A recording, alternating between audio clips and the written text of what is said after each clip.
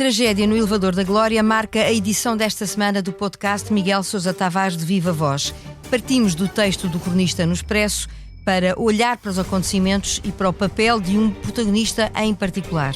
A conversa arranca dentro de instantes comigo, Paula Santos, e com o Miguel Sousa Tavares.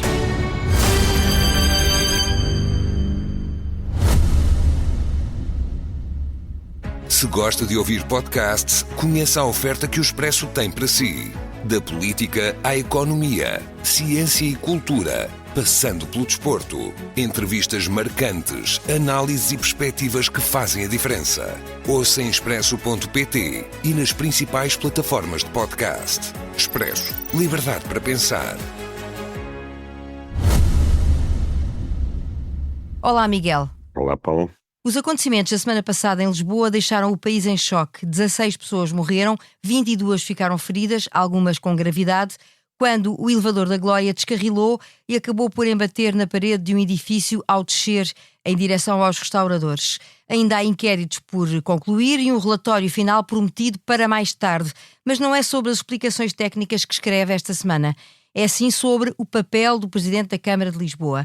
Para si, Carlos Moedas não tem de se demitir por assumir a responsabilidade política da tragédia, mas deve sair por outra razão. Vamos lá conhecer essa razão. A razão foi a entrevista que ele deu à SIC domingo passado, onde eu acho que está reunido tudo, quase aquilo que um político não pode dizer publicamente ou não pode revelar publicamente. Eu direi que a conclusão que eu tirei de tudo aquilo, e para mim foi inesperada a postura de Carlos Moedas em larga medida, é que ele não direi desesperado, mas está pelo menos desnorteado com tudo o que aconteceu e sem saber muito bem o que fazer. Quando nós esperávamos que Moedas aparecesse como o líder da cidade de Lisboa, que tem a obrigação estrita de esclarecer tão depressa quanto possível o que é que aconteceu e de garantir que não volta a acontecer, aparece-nos um homem que primeiro faz de vítima, depois autoelogia-se e finalmente, dizendo que está revoltado que alguém tente tirar aproveitamentos políticos desta situação, parte ele próprio para uma cavalgada de aproveitamento político e eleitoral completamente descabelada. Vamos por partes em relação a essa entrevista. É preciso lembrar o passado recente, não é? Carlos Moedas Exatamente. defendeu a demissão de Fernando Medina, num outro caso, e embora diga agora que não são situações comparáveis, não faltou quem lhe lembrasse dessas declarações, o que faz sentido para si. Faz todo sentido, quer dizer, ele não se limitou a defender a admissão de Fernando Medina.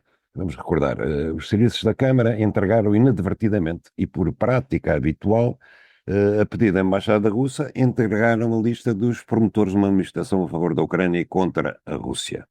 Isto foi um erro administrativo, feito de uma coisa chamada Gabinete de Apoio ao Presidente, mas que não trabalha diretamente com o Presidente. O Presidente, então, Fernando Medina, não autorizou, nem teve conhecimento disto.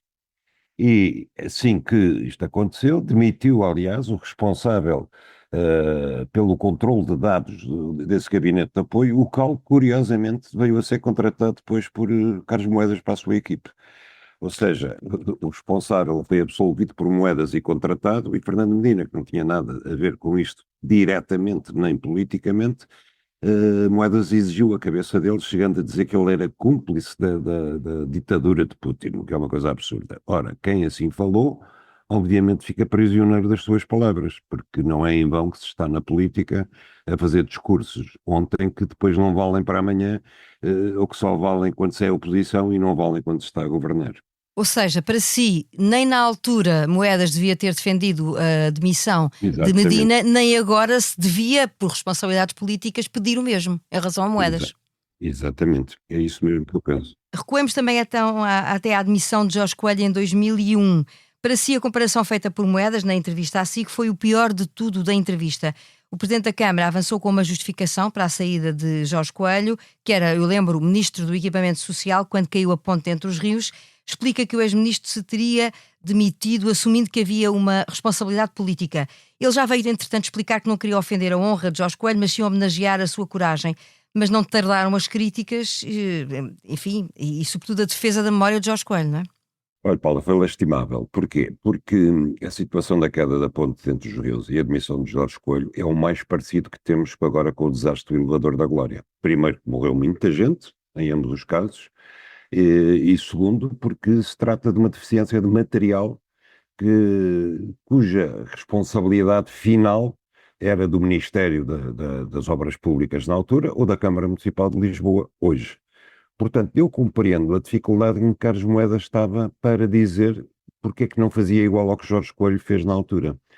E então sacou da cartola um argumento extraordinário, inédito e inadmissível, visto que veio acusar Jorge Coelho de uma coisa que ninguém conhecia até hoje e que o próprio Jorge Coelho, por razões infelizmente óbvias, não pode contraditar. Ou seja, invoca um testemunho póstumo de uma pessoa que não está cá e um aviso que ele terá recebido no seu gabinete que ninguém confirma e que só existe na cabeça, pelo menos a nível de provas, só existe na cabeça de Carlos Moedas. Portanto, é aí que também que eu digo que ele dá a sensação de estar completamente desnorteado com a situação. Acho que até começou a espadairar para todos os lados, a defender-se quando ainda nem sequer tinha sido seriamente atacado, exceto por Pedro Nuno Santos, e de tal maneira que perdeu o norte e acabou até a disparar sobre Jorge Coelho. Agora vem dizer que o que quis foi homenagear e homenagear a sua honra e a sua coragem, quando o que ele fez foi objetivamente o contrário. Falamos concretamente de aproveitamento político. É disso que Carlos Moedas tem vindo a queixar por parte da oposição. O Miguel considera que ele próprio, que dizia querer fazer política de maneira diferente, estou a citar o seu texto, lançou-se num indecente aproveitamento da situação. E a oposição, como é que tem estado neste processo?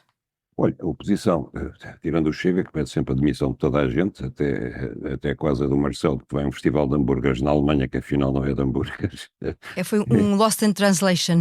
É um convite formal do presidente alemão. Mas tirando isso, e tirando de facto Pedro Nuno Santos, que tem direito, como disse José Luís Carneiro, depois de uma entrevista ao público, tem direito a ter a sua opinião, mesmo que ela seja diferente da do partido, o Partido Socialista, que a oposição conta para as eleições daqui a um mês, teve uma extraordinária contenção, porque nem o seu secretário-geral exigiu a demissão de Carlos Moedas, nem nada que se parecesse, e o mesmo fez Alexandre Leitão. Ora, o que eu acho extraordinário é que, confrontado com a posição de Alexandre Leitão, Carlos Moedas, em vez de dizer, ok, ela portou-se bem, não, é ao contrário. É pior, é cínica, é hipócrita, isto segundo ele, porque no fundo queria que ele se demitisse, mas como não tem coragem para o fazer, encomendou os seus sicários de fazerem por ela. Isto é a total inversão daquilo que aconteceu a nível de factos. Demonstra que, de facto, Carlos Moedas não deve estar bem, deve estar a precisar de férias, de um descanso, ou então a precisar de se ir embora.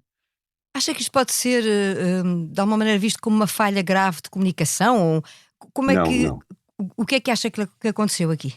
Não, Paula, vamos lá ver. Ele teve 4 dias calado. Teve 4 dias para pensar muito bem o que ia dizer. E eu acho que ele programou tudo o que ia dizer. A postura, o próprio facto de aparecer de luto, aquele ar de puxar a lágrima no início, quase como se ele fosse uma vítima do acidente do elevador, ou como se fizesse parte das vítimas, a puxar dos galões, a dizer, vocês estão para aí a falar, mas eu é que estou no terreno, tenho estado no terreno e junto das famílias.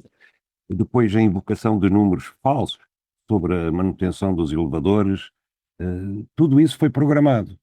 Nada foi espontâneo, nada foi ao acaso, nem ele foi empurrado para dizer o que não queria. Ele disse exatamente o que queria.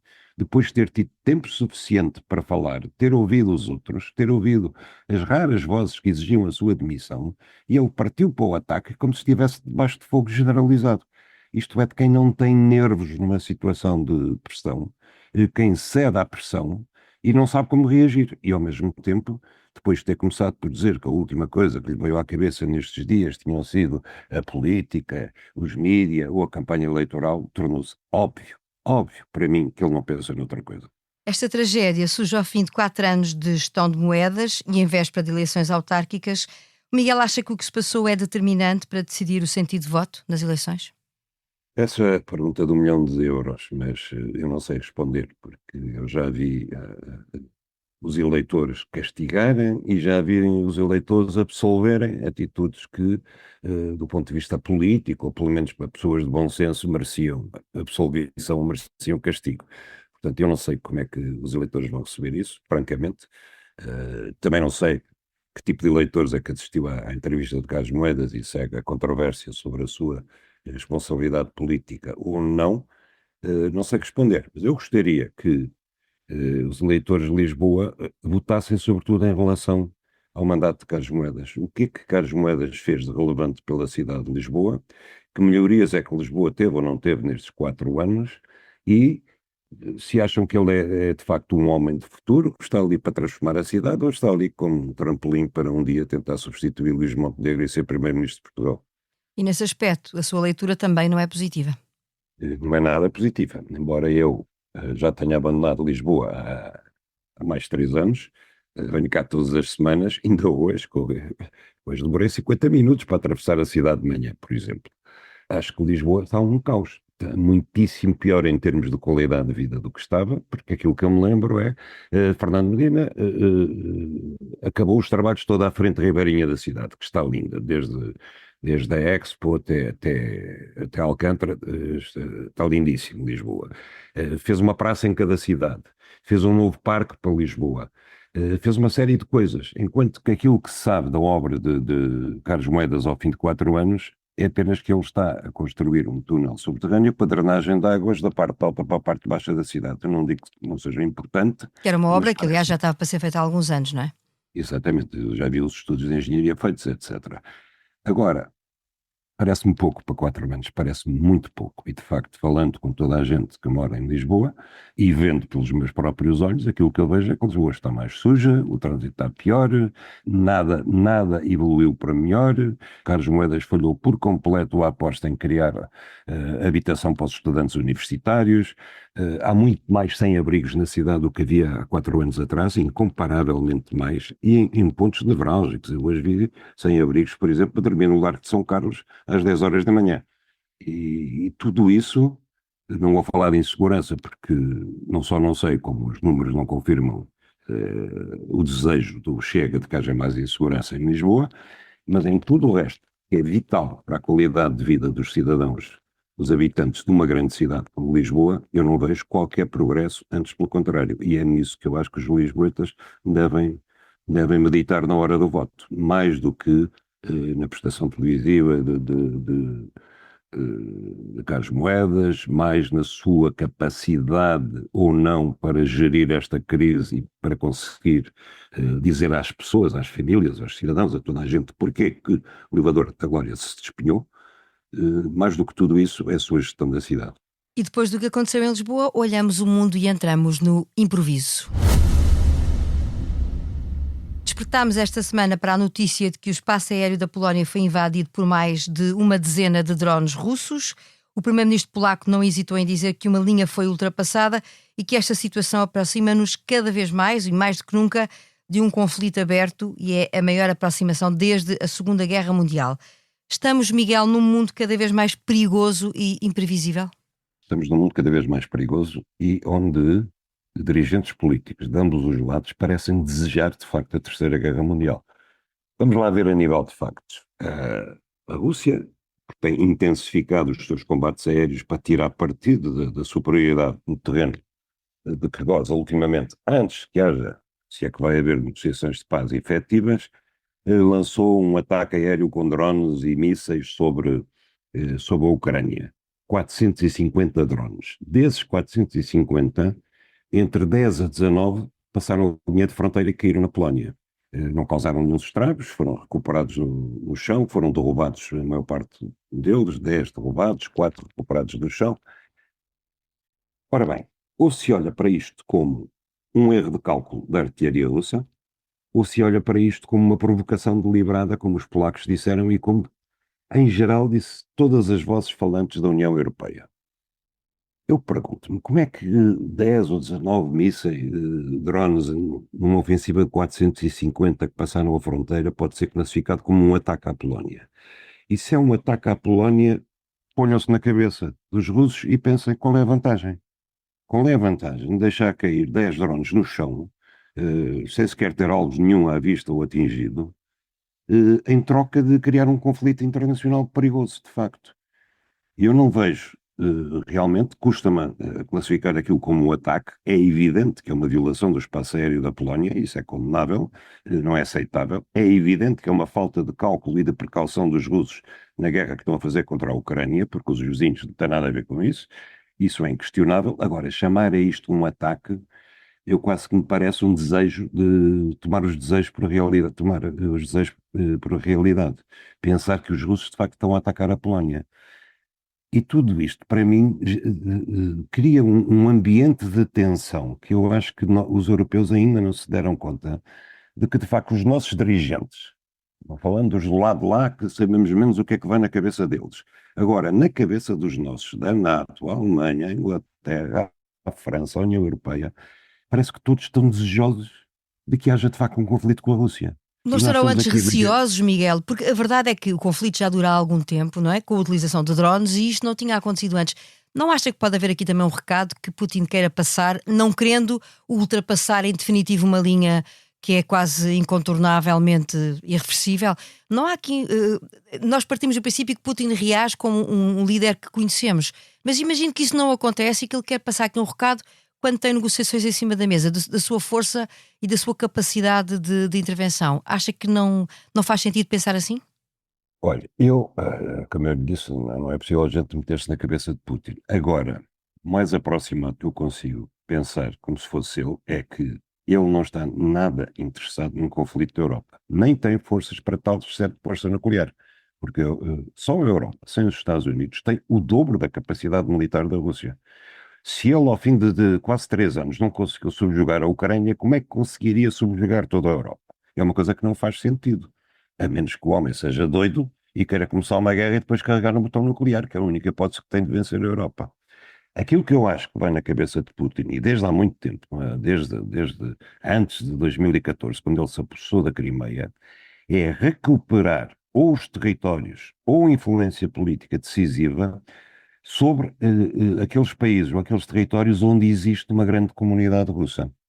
E que ele justifica como o dever de proteger os cidadãos russos no estrangeiro. Ficaram 6 milhões para trás quando caiu a cortina de ferro, estão dispersos por todo o lado, desde Kaliningrado até a Ucrânia, a Geórgia, por todo o lado, e ele tem, isso acredito que tem, não só o desejo de os proteger, mas o desejo de recuperar aquilo que era a Rússia, não a União Soviética, mas a Rússia de Catarina a Grande.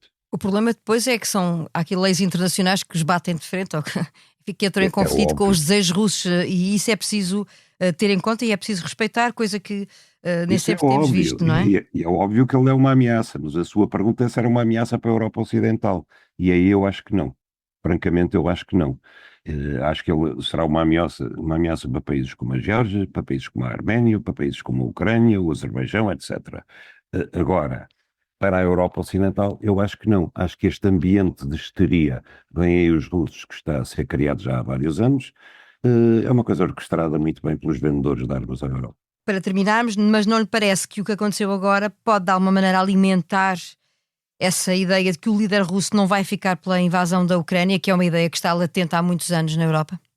Bom, eu continuo com a minha, mas que ele não vem à Europa Ocidental porque não tem pés nem cabeça. Agora, deixe-me dizer também uma coisa, eu acho extraordinário, o ataque à Ucrânia aconteceu há 2 ou 3 dias. No mesmo dia, Israel atacou o Iémen mais uma vez. E na véspera, atacou o Qatar, os negociadores no suposto acordo de paz. Você viu a mesma indignação dos líderes europeus com isso? Não. Quer dizer, eu acho absolutamente hipócrita que Israel ataque impunemente países estrangeiros para matar estrangeiros em terra de um terceiro país. Já fez isso no Irã, já fez isso no Líbano, já fez isso na Síria e agora faz isso no Qatar. E a grande indignação é com 10 drones russos que caíram na fronteira com a Polónia, francamente. E assim concluímos mais um episódio do podcast Miguel Sousa Tavares de Viva Voz. Falámos de Carlos Moedas e das consequências da tragédia que matou 16 pessoas em Lisboa e ainda dos perigos à espreita num mundo cada vez mais imprevisível. A sonorização e edição deste podcast esteve a cargo do Gustavo Carvalho e para a semana, já sabe, regressamos à análise da atualidade.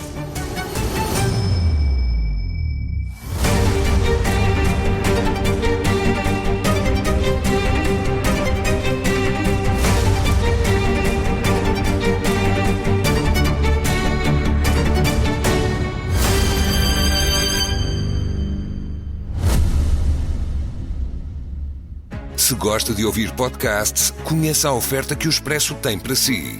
Da política à economia, ciência e cultura, Passando pelo desporto. Entrevistas marcantes, análises e perspectivas que fazem a diferença. Ouça em expresso.pt e nas principais plataformas de podcast. Expresso. Liberdade para pensar.